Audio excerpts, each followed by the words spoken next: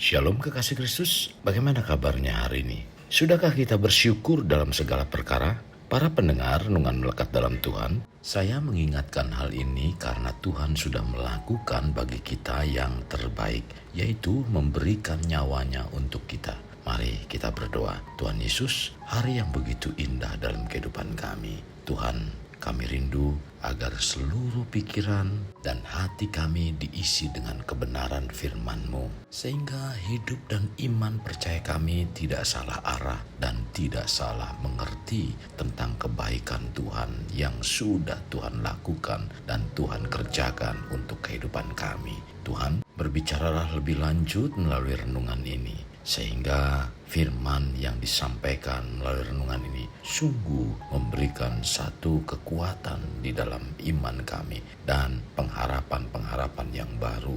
Juga melalui kebenaran firman-Mu inilah kami semakin antusias dalam pengiringan kami kepadamu Tuhan. Terima kasih Tuhan Yesus. Ini yang menjadi doa dan permohonan kami. Dalam nama Tuhan Yesus kami berdoa. Amin.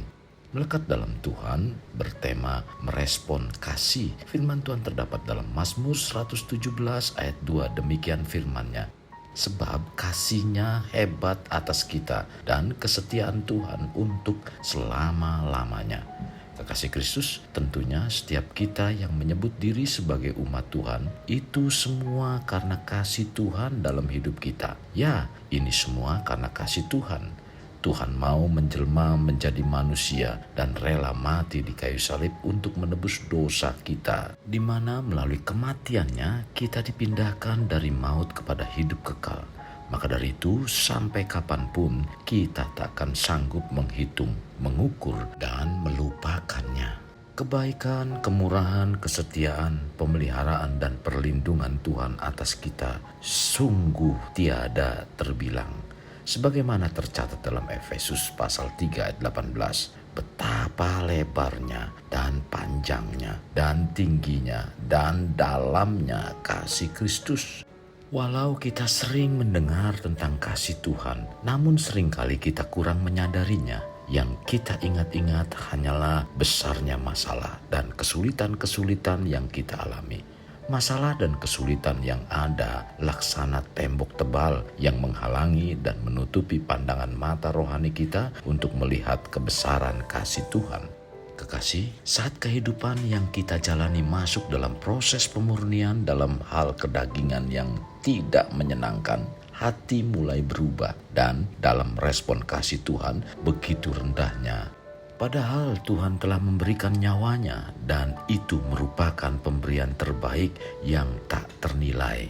Hal yang patut untuk direnungkan, manakah yang lebih besar, masalah atau kasih Tuhan yang telah kita terima? Jika mau jujur, kasih Tuhan itu jauh lebih besar dari masalah apapun. Daud adalah orang yang merespon apa yang Tuhan sudah kerjakan di sepanjang hidupnya dengan sikap hati yang benar.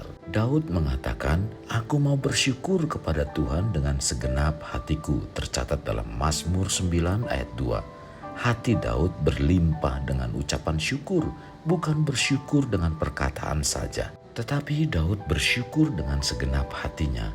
Rasa syukur yang hanya diucapkan lewat bibir saja tentunya sangat berbeda dengan ucapan syukur yang keluar dari lubuk hati terdalam. Jika rasa syukur itu keluar dari hati, maka perkataan, perbuatan, dan seluruh aspek hidup akan diubah karena ucapan syukur tersebut. Itulah yang dilakukan oleh Daud sebagaimana Daud ungkapkan dalam Mazmur 9 ayat 2b, yaitu mau menceritakan segala perbuatan Tuhan yang ajaib. Artinya, Daud dalam merespon kasih Tuhan tidak berhenti sebatas mengucap syukur. Ia mempunyai kerinduan yang amat sangat untuk menyaksikan kasih Tuhan kepada orang lain.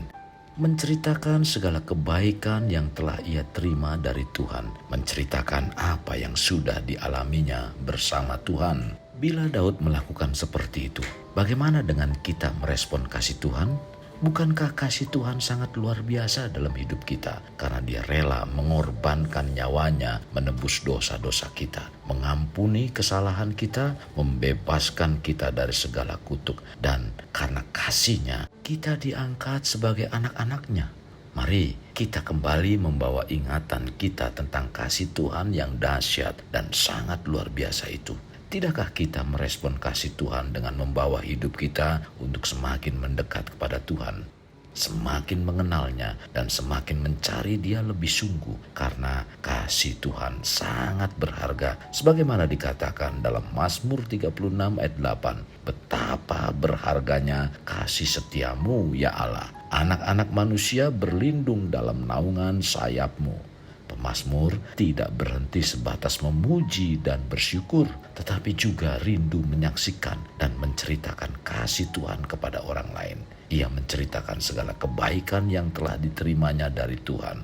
Pemazmur bersemangat menyampaikan apa yang sudah dialaminya bersama Tuhan kepada orang-orang yang belum merasakan kasih Tuhan yang besar. Sekarang, bagaimana dengan kita sebagai kekasih Kristus? Kita pun telah mengalami kasih Tuhan dengan sangat luar biasa dalam hidup kita. Yesus Kristus rela mengorbankan nyawanya menebus kita, mengampuni kesalahan kita, membebaskan kita dari segala kutuk dosa, dan mengangkat kita menjadi anak-anak-Nya. Sebagaimana dikatakan dalam Yohanes 1 ayat 12, tetapi semua orang yang menerimanya diberinya kuasa supaya menjadi anak-anak Allah, yaitu mereka yang percaya dalam namanya.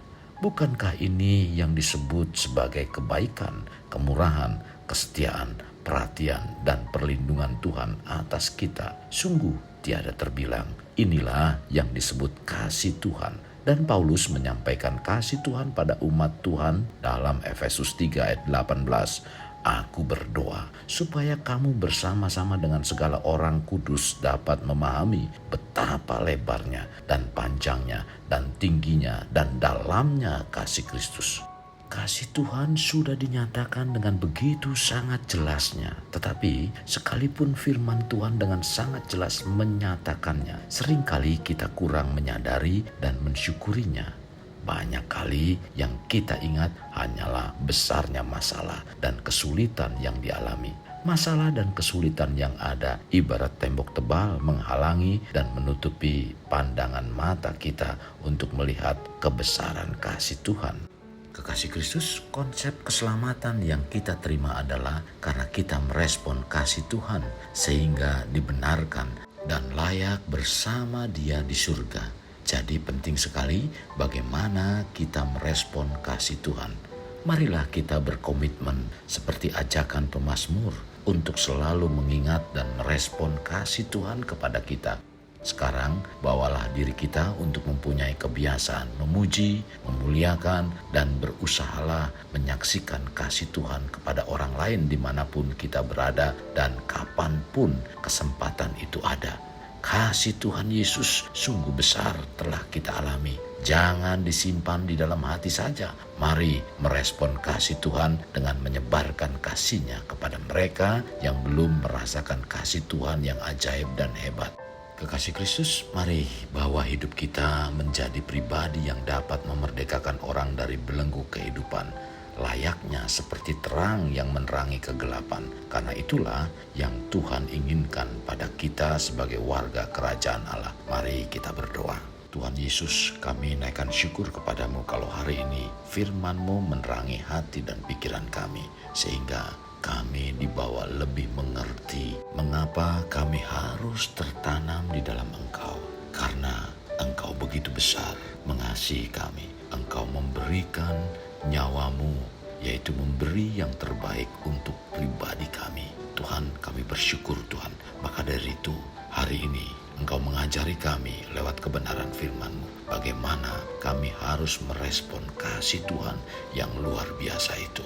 Pimpin kami Tuhan, supaya kami terus dibawa masuk lebih dalam lagi dan lebih dalam lagi untuk mengasihi Engkau.